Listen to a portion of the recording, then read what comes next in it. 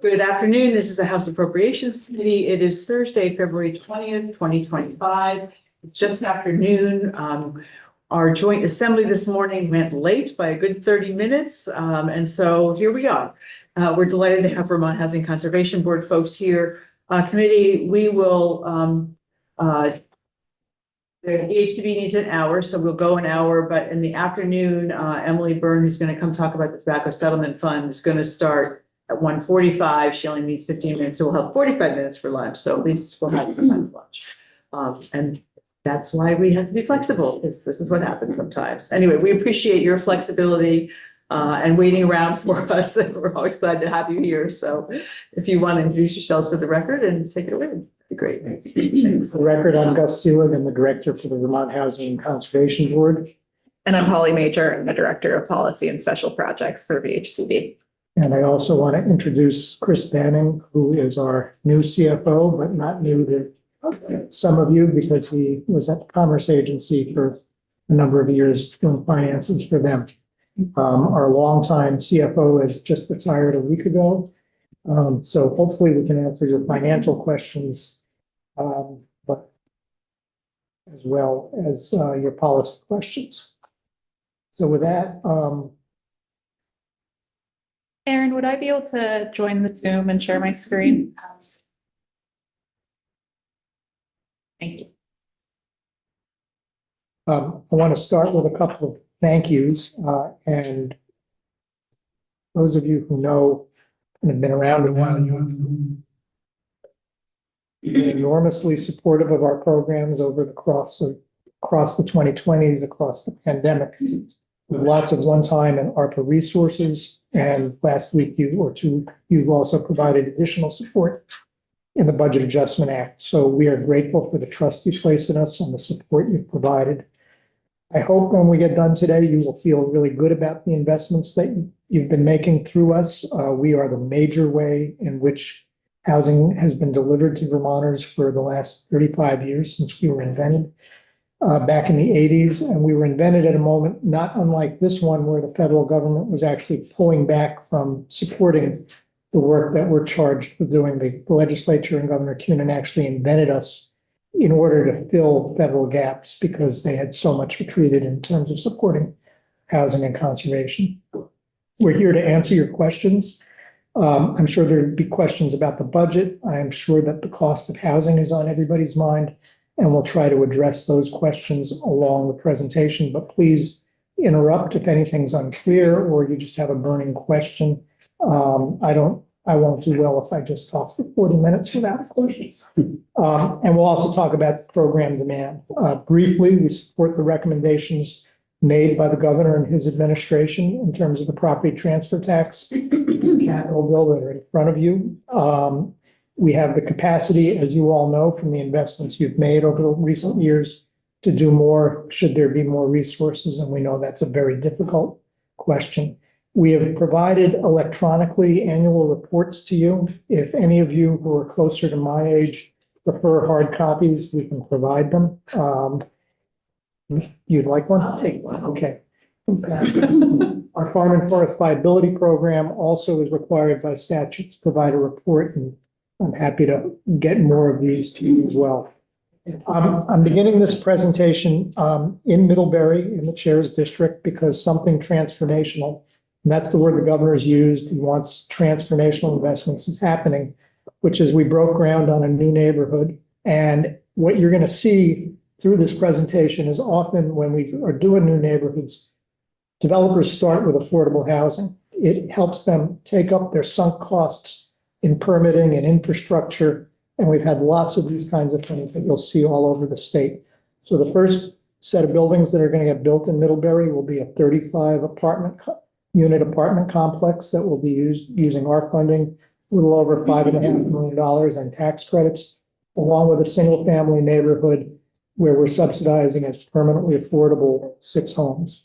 And just to get right to the question of cost, doesn't matter who does the deal, it's too expensive. It keeps us up at night. We worry about it all the time. It is what the market's giving us.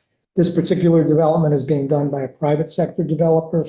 and his costs are a little over $500,000 per apartment. The single-family housing is more expensive than that. Here's our statutory purposes. And we are asked not just to invest in housing or conservation, but to do so because it's of primary importance to economic vitality and quality of life. And just to talk about how this plays out in one member's district here, but we can tell this story all over the state. There's been a group of volunteers in Putney who have had a vision of hiking and protecting Putney Mountain and the Windmill Hill Pinnacle for many years. They started out with a vision for a 10-mile hiking trail, and they're up to 26 miles of trail that's been protected along the ridgeline. It's a great recreation asset, and it attracts visitors. The Putney store is among a half a dozen stores that we've made historic preservation investments in. And the housing project that you see here is due to break ground this spring. It's made 2 trips to the Supreme Court when its permits, or it got its permits, but they were appealed. And one of the things you'll find about us is we stick with your constituents. The town of Putney was very supportive. It was a single neighbor who was in opposition. We stuck with the Putney stores redevelopment through 2 fires. The new store was almost built, and then there was another fire. So that's a part of our DNA. I'm going to talk for just 5 minutes, I think, about conservation programs, because as said, we really want to talk about housing today, but conservation is a really important part of our work. And it doesn't just mean the word conservation. We always use the term working lands. And you'll see in our work economic vitality. So the ag industry, the recreation industry get huge support from our work. It's also really important for water quality, for flood resilience, for biodiversity, as we face any number of issues. The farm you see here has about 266 acres, and about half of it is a major wetland that feeds into Lake Champlain that is being buffered and protected to help improve water quality. This is a different kind of conservation project up in Essex County, where we're actually taking a farm out of production, enhance water quality and flood resilience. The land will be owned by the Department of Fish and Wildlife, and the Nature Conservancy is partnering with them to do wetland restoration. When I talk about farm economy, these are 2 very different operations pictured here. I met Reg Chappett when we both had full heads of hair about 30 years ago, and he wanted to buy a 793-acre farm so he and his brother could get being large farmers. They had their eye on doing a 900-head herd, and we helped them buy that farm by buying down the cost through development rights. They are now up to 1,600 milking cows and 800 heifers. They are the largest owners of conserved land. We've done 4 deals since then with them. We have 2 more that'll close over the next year, and they own over 3,200 acres of conserved land across their region, and they employ 28 people. So it's a really important business. When they built their first freestall in the recession of the early 90s, it was the largest construction project that year in Orleans County. At the other end of the state and the other end of ag scale is the Course Farm, a 60-cow organic dairy. We helped conserve that farm about 12 years ago. And in the course of the pandemic, what's happened to them is they relied on lots of leased land, and they were losing access to it as the market got hot. So we helped them with 4 different transactions, along with Mr. Course's brother had a wonderful sugar bush that's been conserved. So the Course family, between the 2 operations, the dairy and the sugar bush, have now, with the next 2 deals that will close, will be at 750 acres, and that secures their land base so that they can keep their dairy operational. Basically, when we buy development rights, we're reducing the cost to a farmer by about 60% of their land on average. So it's a big, when you're trying to cash flow a business with low margins, it's a really important tool. The governor has talked extensively about the need to focus on demographics in Vermont, and more our program is used to support farm transfers across the state. Mike Audette was in the State House last week, longtime dairy farmer, one-time Vice Chair, perhaps Chair of the State College Board, talking about the transfer of his farm to John Lucas, who's a VTC grad, who was leasing land for 7 years, lost his lease, and then he leased from Mike and his brother. And this year, with the development rights purchased, he was able to buy the Odette farm. And I'm not going to try to tell you every story pictured here, but it's one of the things we do extensively. We spend about $2 million of transfer tax revenue on the farm and forest liability program annually. We doubled it as you increased our base funding. It helps farmers and forest owners get great results. We have 100 to 150 people that we support each year with business planning and technical assistance, and it's improving their gross sales, it's improving their profitability. They're hiring more folks. The woman pictured here in Bennington was the work for the Vermont Land Trust on what's called farmland access, and they helped her buy her farm with the sale of development rights. And the viability program supported her business planning, helped her enroll in a cheese course. She was here last week talking to your ag committee members as well. A part of the farm and forest liability program that the legislature asked us to take on about 2017 is something called the Rural Economic Development Initiative. And I'm not going to spend a lot of time on it, but we've spent a little over $1 million across the last 6 years on it, helping to do grant writing for small businesses or small communities. The definition is towns under 5,000. And we've so far won $22 million in grants for those entities. And that includes Salvation Farms, which is a food hub in Morrisville. It included 2 grants for the Bridgewater Community Center. And I believe, Representative Harrison, the first time I learned about the need for this is when you and I were on a bus trip together. So we invested in it as a historic site, but the grant writing also helped them. There's now a child care center. Most recently, Maplebrook Mozzarella, if you enjoy their mozzarella, we helped them win a $500,000 grant. And up your way, Madam Chair, the Carl Cushing's company won $1 million grant to help modernize his facility as part of a plan to move it into the future and probably transfer ownership.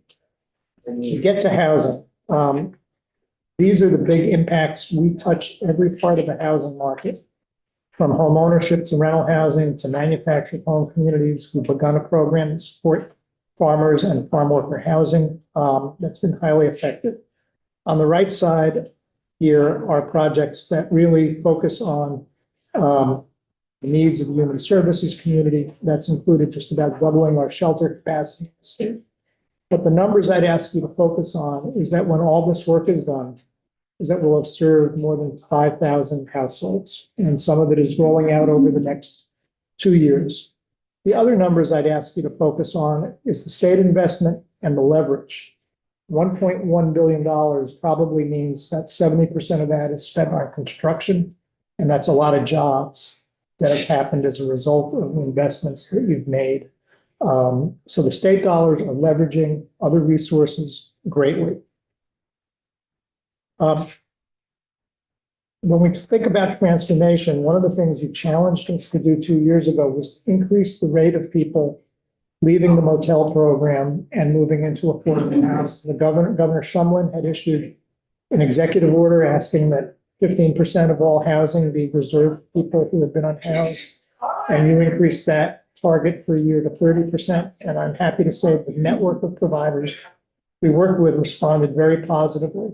And just to give you a sense of 1,590 folks leaving a state of homelessness or the motel program and savings to the state, if you think about a hotel room costing $100 a night, and it was more during the height of the pandemic, that would be $159,000 a night. If you think about 100 days of that, you're talking about saving $16 million. So we are trying to have a very positive impact on the other issues that we know you have to balance as an appropriations committee.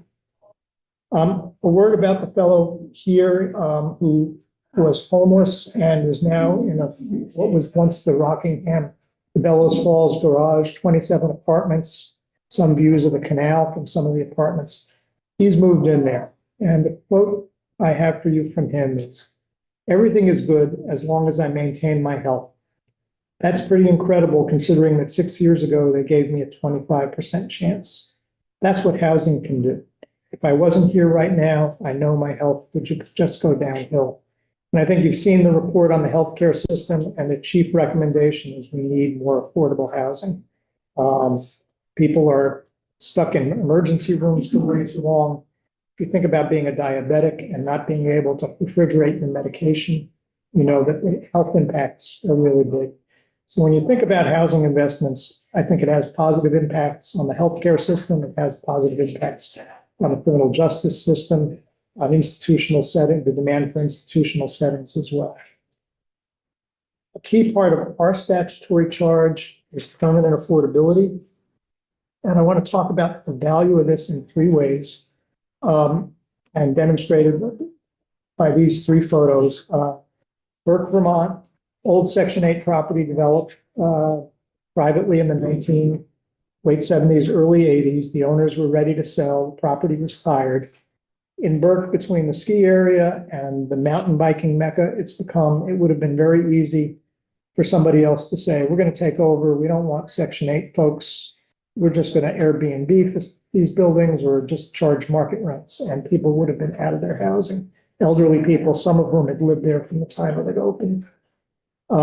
So part of our statutory mission is to preserve places like that. And that's what happened here. And we added 8 apartments. To think about that value over the long term, 35 years ago in 1990, we invested in Northgate Apartments, the largest complex in the state. We put $2.9 million, which was real money back then, into a $22 million real estate deal. Most federal programs come with time limits, and people often say 20 years of affordability, 30 years, plenty. If we had to replace Northgate today, and you could find a spot in Burlington to do it, and this is near the lake, it would cost $170 million to build 336 apartments. So we think that this policy of permanent affordability is actually a fiscally prudent policy that revolves your investment from one generation to the next.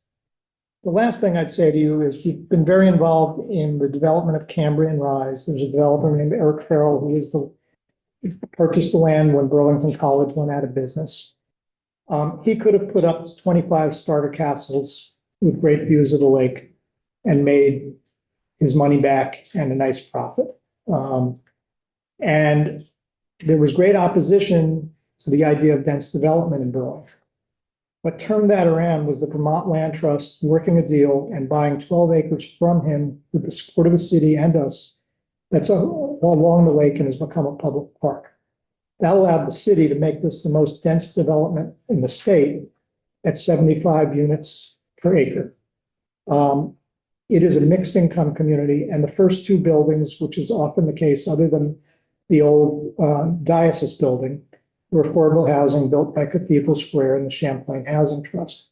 They have plans for 1 more building, another 70 units, 40 of which will be condominiums. The building closest to the lake, so those people will be living there at $1,000, $1,200 a month, is being built by SD Ireland as condominium. You can buy a nice condominium there for $3 to $4 million. If we didn't have permanent affordability as a policy, when the time came that the limitations on what you could do with the property would be removed, those properties that we, the public, have invested in would become market rate development, and this would become what I'd refer to as an economically gated community. So we see that this has been a really wise policy of the state and part of our practices. Next few slides just give you a sense of the housing market. I'll go through them quickly, but no surprise. The average rent for a 2-bedroom apartment has gone up greatly over the course of the pandemic, now just under $1,550 a month. The top line on the other side is what the National Low Income Housing Coalition, they do this for every state in the country, says is the housing wage you need in order to afford that average apartment. And it's close to $30 an hour. But the average renter in Vermont has an income under $18 an hour. So if you're asking what's going on in the marketplace, that's a big part of the problem. Renters simply can't afford market rents. we all understand that you're gonna have difficult decisions to make, whether it's about our budget or the budget as a whole, and we don't even yet contemplate all that may be coming at us from feds. When you think about where your housing investments need to go, this chart is focused on the question of who is most cost burdened. And the blue means you're severely cost burdened, meaning you're paying more than 50% of your income for rent. And the lighter color is saying you're moderately cost burdened, meaning you're paying more than 30% of your income for rent. And when your income is low enough, that means there's not a lot of money for food, for recreation, for your kids' clothes, whatever the other essentials of life are. So I guess I would just say, as you think about where you're going to make housing investments, and I wish we'd done 1,000 more home ownership units over the course of my career. Often the message I get back, and I consider this a dialogue with this committee, is you really need to focus on the people that are going to end up on the streets, elderly folks, disabled folks, the essential workforce that don't make a lot of money. And this slide simply goes over, and I know our time is limited today. We're off to a late start and people are going to get hungry. But when you refer back to it, you go up to median income for rental housing, up to 120% of median. And so all these professions can live in the housing that we are funding. Not all of it. Some of it has federal restrictions that drive the incomes lower, but some of it. And that means childcare workers. It means people who work in mental health agencies. And I think what you're hearing across the human services system is there's a worker shortage in part because there's an affordable housing crisis. What a mental health agency can pay, I think their vacancies are like 20% of their workforce. It's hard to afford housing. So we are housing those kinds of people too. But even an elementary school teacher starting their career or a young cop making $60,000 a year can qualify for the housing that we are financing. And Gus, can I pause you? And if we take these three kind of market slides in context, what we know is that housing is unaffordable in Vermont, and that is challenging people across the income spectrum. But what we're seeing is the consequences of not being able to afford housing are most severe for those households that are on the low and moderate end of the spectrum and able to live in the housing that VHCB is supporting. And we're seeing really essential workforce, a really essential portion of our workforce facing some of those hardest choices. And so we're working to support them, and we're working to support these families that have to choose between rent and childcare and their food bill. This slide begins to get one part of the question of cost and how to invest. So you see a number of different kinds of housing that we've invested in. And what you're seeing here is that when we invest in shelters, we're paying most of the tab with state funding. There isn't the opportunity to leverage that. Shelters are not eligible for federal tax credits. They can't, shelter operators can't afford debt. So there's and they're not eligible for many federal housing programs. At the other end of the spectrum, multifamily rental housing is very expensive to build, but what the yellow represents is leverage, monies that are available from a variety of sources, the biggest ones being tax credits that are private equity that come into Vermont, often from out of state, to make these deals work. You've got the funding sources here. Have you had any of your federal funds frozen, or are you able to access everything that you need? Right now, we can access all of our funding except for one new grant called America the Beautiful, which we just got. They signed the grant agreement, but then the National Fish and Wildlife Board was told to freeze all funding. So we don't know when those dollars will be released, and those dollars are to support the 30 by 30 planning initiative that was passed by the legislature 2 years ago. So that's not housing, but it's federal funds. And how much is that grant that you? It's $1 million grant. But we expect there to be more difficulty in the days ahead. So I'm asking everybody, and it's been interesting to hear what's been frozen and what hasn't. So yeah, to to get further into the issue of what kind of housing are we building, all kinds of housing. So Bay Ridge is a 94-unit neighborhood, new neighborhood in Shelburne on the site of the old Harbor Place Hotel that you supported for a number of years. There'll be 68 apartments and 26 condominiums for sale. But we've done infill and mobile home parks.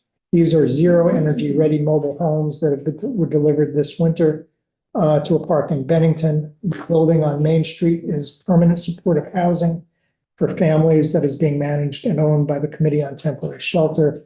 And the other building is a recovery residence, one of 4 we've supported in the state, right on the main corridor in Bennington. And I was just so pleased when we went there for the ribbon cutting that the select board was there and people were not saying, let's put this problem off to the side. Let's bring it into the front and center of our communities. And Gus may. She has a question. I just want to go back to the $1 million that's frozen. Yeah. Was that who applied for that? We had to apply for a grant through Fish and Wildlife Service. Who did that? We are the applicants for funding. You were the applicant? And we have a signed grant agreement with National Fish and Wildlife. U.S. Fish and Wildlife. NIPWIF, it's NIPWIF that we have. I can't remember all the names of the acronym, but I can get you the details. National Fish and Wildlife Foundation. Oh, foundation. Right. It's not the U.S. Fish and Wildlife Service. No, but their funding, I think, comes in part from the National Fish and Wildlife Service, and that's who's told them, even though the money is already in their bank account, to freeze it and not make the grant. So I just want to connect the kind of projects you're seeing here to the conversation we had on cost in the last slide. And like Gus said, cost is one of the biggest challenges that we're facing in the market today. And VHCB's job really is to take state dollars and create as much housing as possible with those based on communities' needs and the types that they need. So when we're thinking about costs, we really have 3 key strategies for helping those dollars go as far as possible.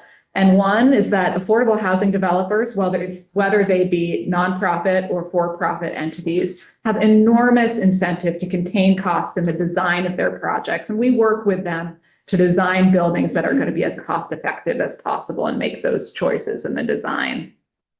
The next is that we support a range of housing types and the different types of housing, whether it be preserving affordable housing that exists already, but it's going to lose its affordability, or building new, or investing in manufactured homes. All of those come at different costs. And that's why you see, well, yes, to build new housing, we're looking at $500,000 as the total development cost. The state investment in creating homes is much lower. It's the average across our portfolio is that $135,000. And that's because that's leveraging money to support this diverse array of different housing types. And the third thing that we do is that when we cannot further mitigate costs, we look for sources of leverage to offset those costs.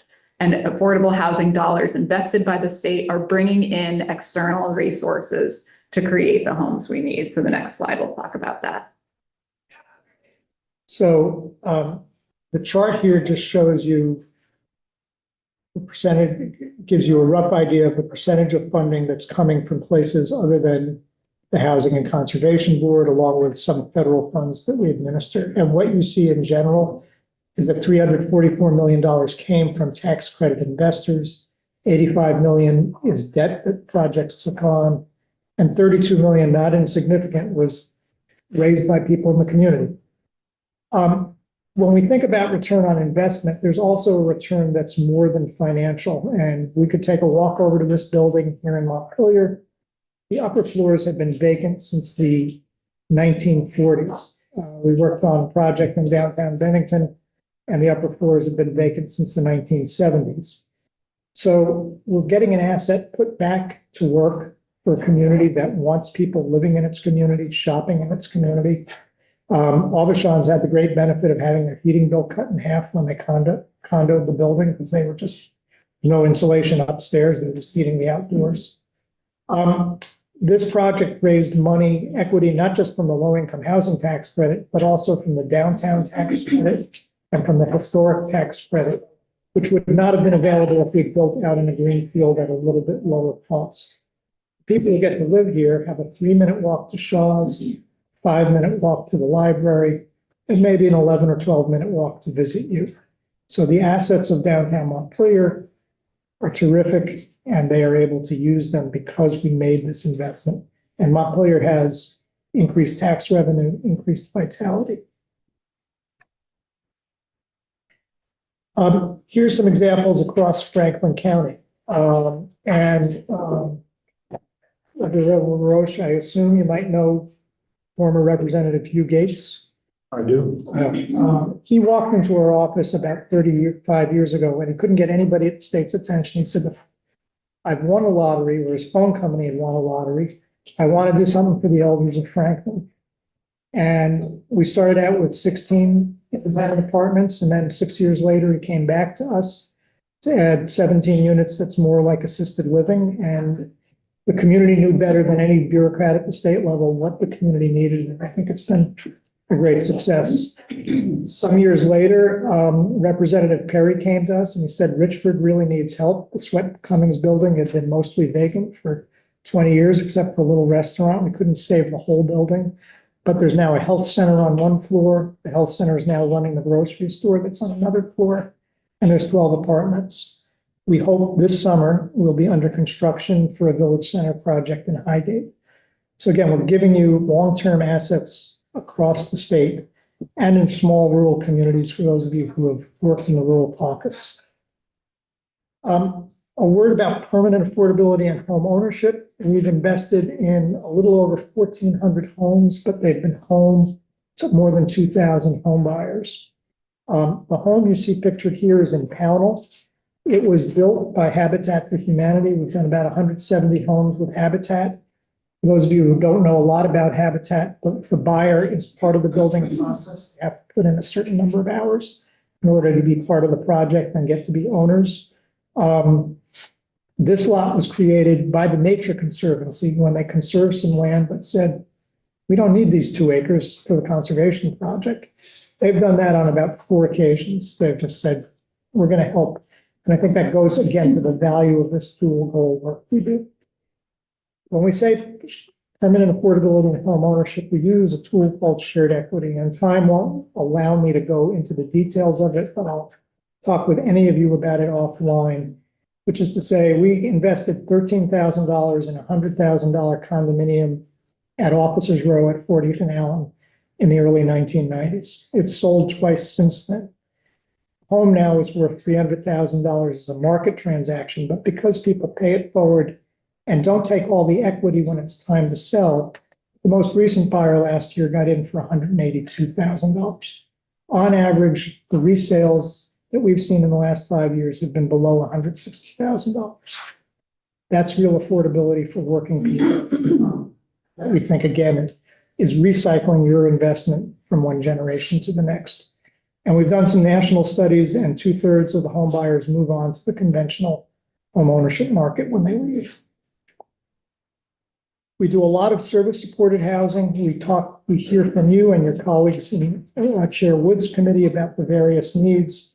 We just broke ground last week, and Representative Stevens could talk more eloquently about the efforts in Waterbury to make this project happen. It's 26 apartments for those of us who are older and listen to WDEV. I learned that day from Representative Stevens that the site was once Rusty Parker's home. It will be home to 3 households who have folks who have intellectual and developmental delays, along with a support person from Upper Valley Services. 5 homes, there'll be a service provider from Good Sam will be for folks that have experienced homelessness, some of whom may be employed. And the other 18 apartments are just for the working folks who want to enjoy downtown Waterbury. Flood resilience will be a bigger and bigger issue for all of us. We are hoping to break ground on this building in Barry this year. The Water Street Park was featured on Marketplace last year. There used to be 7 homes there. They flooded during Irene, during the July 23 floods. There was a little debris in the park, but 3 days later it was open to the public. In Brattleboro, we moved 75 households out of the floodway along the Whetstone Brook to this new building by the high school.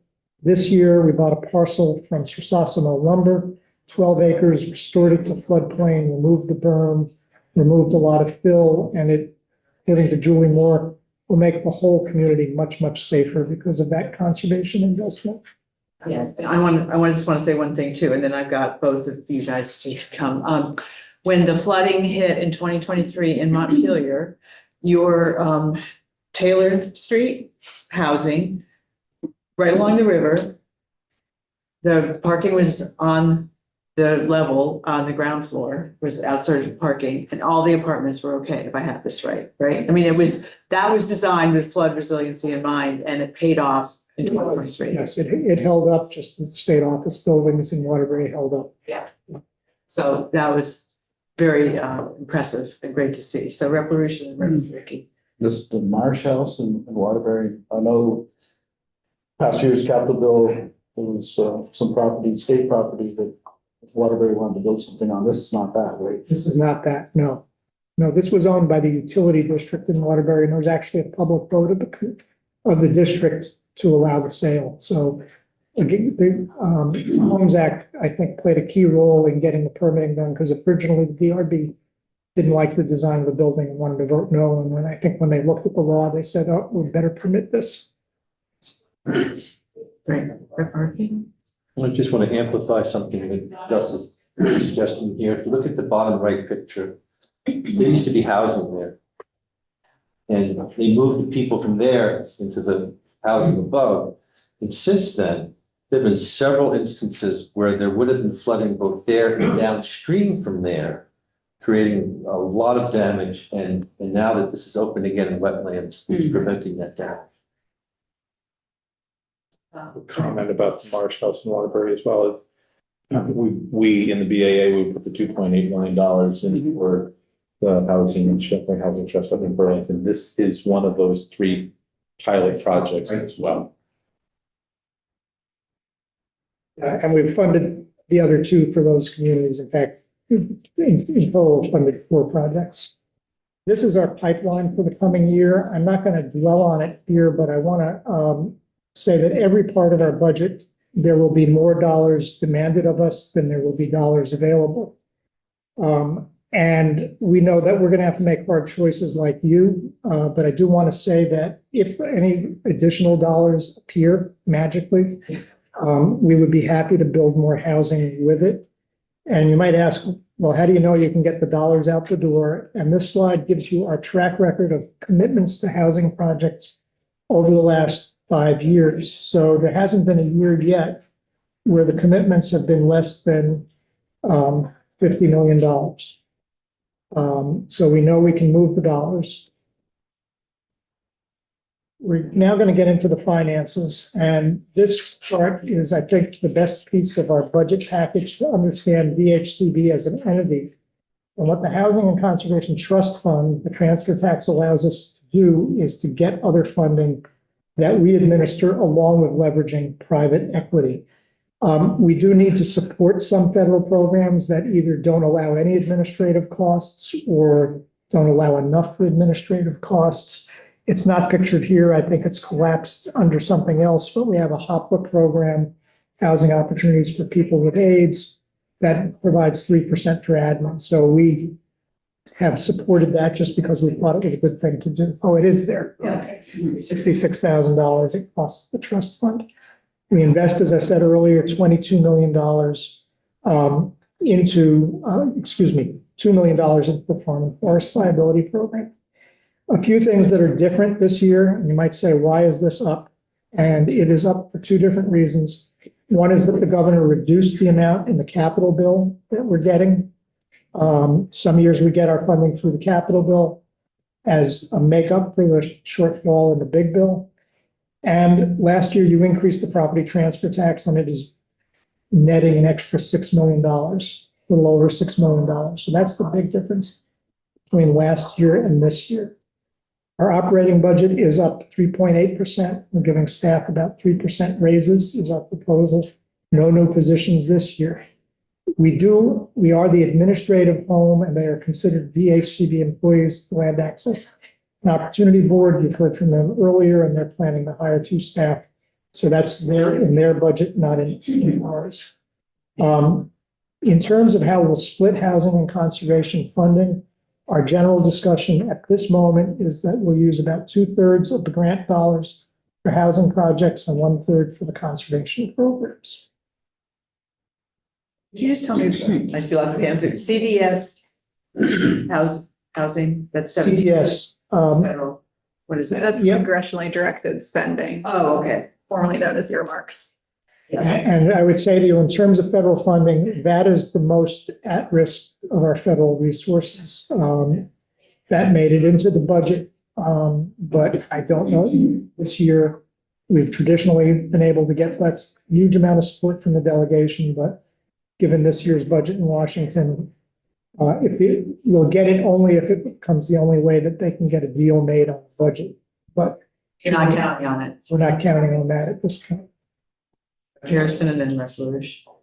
So what did you say the percentage was that's going to conservation of your total?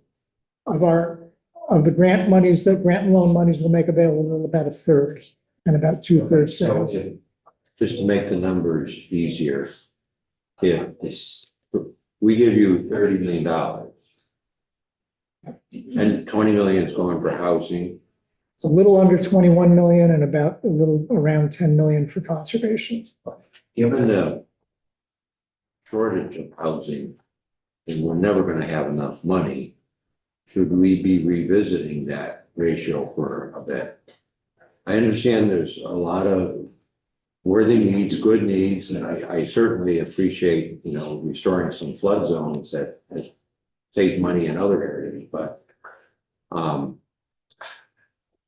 I don't know, we don't have enough money for housing, and I'd like to see all of our dollars maximized. Well, what I would say to you is that I've tried to make today, I'm happy for us to have this conversation. Our statute requires us to spend money in a balanced way. It doesn't define what balance means. When we talk to your colleagues in the ag community, in the ag committee about the value of getting young people into agriculture and into farm ownership, we think that that has a value to our rural economy. We think that the profitability you're seeing and the work already programs done has value. We think that the outdoor recreation industry benefits from those investments, and it is a balancing act. I understand. So who's making that balancing act decision? Well, if you give us specific instructions, we're going to need to follow it. You generally have left that to the board to figure out. For our base funding, we've been pretty much at 50-50 in recent years. So we thought by tilting 2/3, 1/3, we were trying to take into consideration. And if I thought I would solve the housing problems with just $5 million more and got to 75%, I would say, well, that's what we need to do. So We put you in a difficult position, but. we are all in a difficult position. 5 million is 20 more housing units, that's 20 more that we're not short, so. I greatly appreciate that. And it is this balancing act of how do we value the rural economy? How do we support farmers? How do we support the rec industry? So I'm happy for us to continue to have this conversation, and you guys get to write the budget. I get to tell you what I think our board would like to do. And you either have or will be presenting in House Ag and General and Housing. Is that right? Both of those committees, you've been at both already? We've been there. We've been in the Commerce In Committee. Commerce. We've been in your Environment Committee. We've been a lot of places. So we can have a larger conversation Sure. with the other committees as well. And you're absolutely right. I mean, you recognize you can take as much money as we can give you. We can use as much money as people can give us to do our Yes. budget, and we all are going to have to make some hard decisions. So, Yeah. yeah. And appreciate that. I'm the town moderator in Calais. That's the last office I'm running for. So I appreciate the dilemma you folks have, and the balancing act that everybody is faced with. And I guess I would just say, there's also matching funds that we bring into the ag economy. That's and matching funds we bring in from programs like Forest Legacy Program, like the Community Forestry Program, that are also benefiting Vermont in a significant way. So we have to think we have to think about all those things. It's not just general fund money, it's all of what it means. Yes. So as you're looking at this chart, there is at least $3.5 million from the ACIP-AL program that's supporting the ag economy directly. And Rep. LaRouche's I question. noticed AmeriCorps, given the situation, if anything happening with the AmeriCorps money, We are reapplying this year. We've just been asked to rewrite our application to take out any magic words that somebody might object to. And we don't know what the status of that is, but we've been running an AmeriCorps program for 30 years. And I see some of it's for board operations, so administrative kind of costs there are Yes. expenses, but then the rest is direct program project expense. What kind of projects? direct program projects is going to mean housing and conservation projects. So it's going to a broad array of A projects. broad array of, again, and within the housing realm, everything from single family home ownership to adding shelter capacity and everything in between. And can I touch on AmeriCorps, because near and dear to my heart, I'm a AmeriCorps grad myself, and I think we see that administering that program as one of the ways VHCB contributes to Vermont's future workforce. So, and I'll talk a little bit about that at the very end of the presentation. I'm going to fly through these next few slides, but I just, again, want to tell you, and I hope you'll walk away feeling like your dollars have been well invested. We opened 100 new homes in Hartford just this year. One of those is a conversion of a hotel to housing. Another way we try to manage housing costs. One is permanent supportive housing, and 42 apartments right downtown in Hartford. There'll be 89 new homes in Rutland over the coming 12, 15 months in about 4 or 5 different locations, not in Rutland County, not in Rutland City. So we broke ground on a parcel in West Rutland not long ago, and we can see it's much bigger, Representative Harrison, than the day we were there. And breaking ground in the city and on a couple of other sites, including some housing for homeless vets over in Castleton. This is what's happened in 2019 when homelessness was down to 1,200 in the state. We were told we only needed to house 20 people to meet the needs of Lamoille County. Over the last 2 years, we've opened 50 apartments in Morrisville, one right in the village, across from Bijou, near the co-op. And then we worked with a private developer on a turnkey deal. And again, he built about a 25-unit building that he flipped to a nonprofit and then went on to build market rate housing right next door, really building out that neighborhood. I'm not going to try to quote this woman, but you can find a link to her testimony last week. But she told her colleagues a terrific story of her own life struggles, another conversion of a hotel to housing, but basically she's in a car accident and had a traumatic brain injury. And I just would urge you to take the 10 minutes to click on the link and listen to her words about what it's meant for her to have help and get her life back on track. Some of you are quite fond of Steve Klein, who was your JFO officer in his retirement years. He, along with Steve Dale, one-time DCF commissioner, have been working with a group of volunteers supporting Afghan refugees, many of whom fought alongside us and have landed here. They have families that have adopted each family that's come to Montpelier, and they were dealing with a very difficult housing market where they kept losing apartments. So they asked us for some funding so that they could be on the market and make full price offers when housing became available. And we and they and Downstreet have done that. This is a family living on Pearl Street now with a great support. They wanted people that we said, how about we move them to Barry or some other community? And they said, they're in the schools here, they're in the Little League, they're in basketball. They have support people in the community. I think former Secretary Markowitz and her husband have adopted one of the families as go-to people. So it's been a great community effort.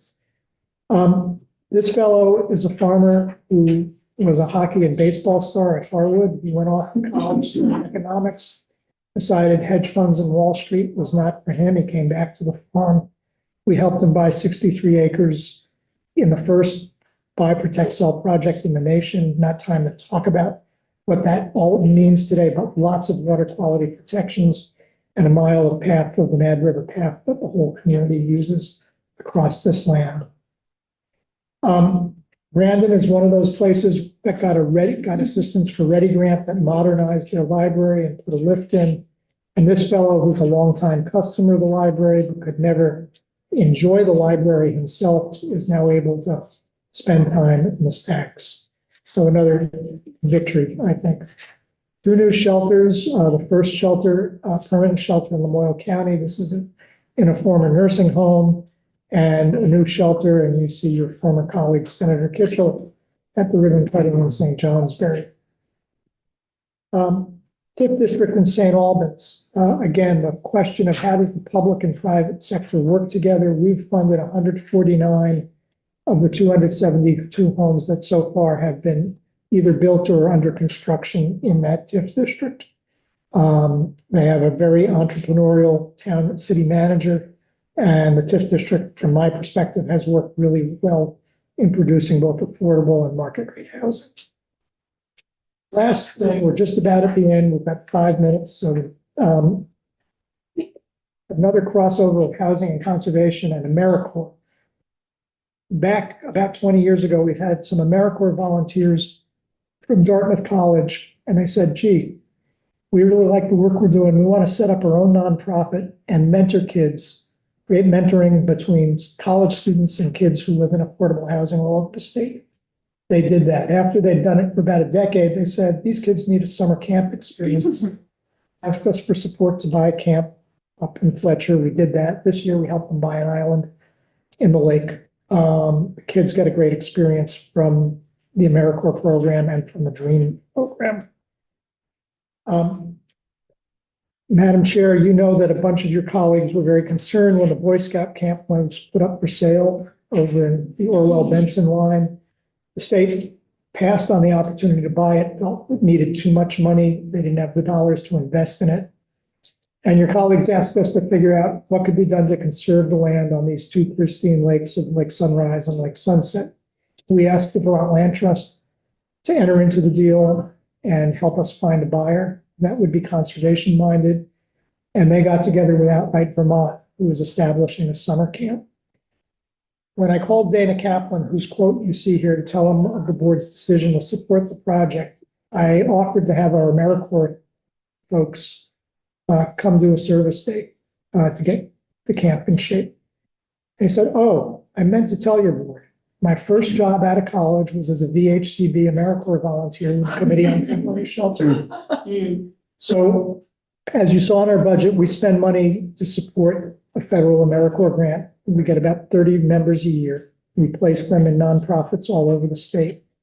But it's really, as the governor talks about the next generation, it's really a leadership development program, professional development program that I think is really a good use of our transfer tax dollars. And I have no doubt that that this camp will be a great success. So with that, you've got, I know everybody's hungry, but I'm happy to answer whatever questions that you have and to stay as long or to come back. Thank you Or very talk much. with you offline. Okay, Tom. For simple math, this is the first year that the PTT, the full, in a long time anyway, the first time really had the full statutory amount of PTT. And while it might be whatever the number is, there is a breakdown of 60 to 40% or whatever it is between housing. So one of the things that I used to hang my hat on was that the dollars that were invested through the PTT, the cash that was invested through the PTT used to get a certain amount of leverage.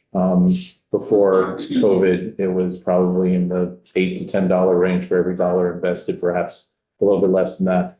Where is it now? So when we think about, well, if we're giving VHCB through this PTT, if we're giving VHCB X amount of dollars, what can we expect the leverage to be? Because the other part of the equation for money has always been, the money that's been given has been for housing. And it hasn't been part of the requirement to fund the conservation side, but now it's all seemed to be is in one package. So if we could just get an understanding of what it means. So, historically, we've leveraged across all our programs about $3 for every dollar that you've invested in us. Some projects leverage more. Some projects leverage less. You asked us to do a whole bunch of different things during the pandemic, and one of them was to go fast. And what that means for a developer in the community who's trying to open up a shelter is, I have an opportunity to build this shelter, but I don't have a year to go raise the money to match the state's investment. So our leverage ratio is down over the last year, but as I said in my presentation, $380 million leveraged over $700 million, a lot of it in private equity. There are two kinds of federal tax credits that we utilize in Vermont. One is called the 9% credit. The other is called the 4% credit.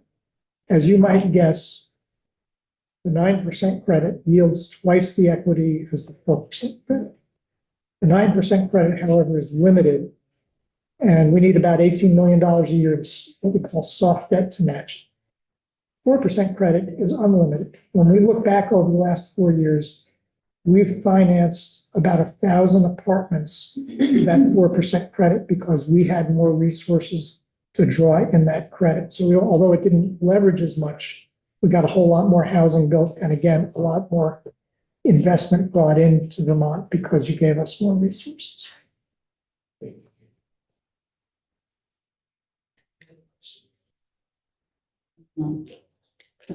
Always love your pictures to see what you're doing. Somehow, no matter who is in this room, you find something in their town, which just tells us how widespread your work is Well, all over the state.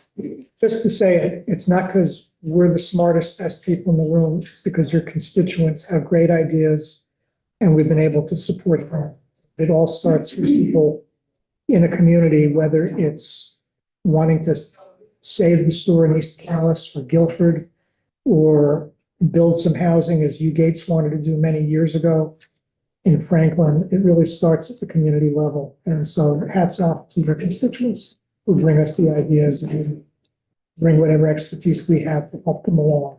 And Pretty consistent interests across the state then. Yes. Yeah, great. Thank you all for coming in.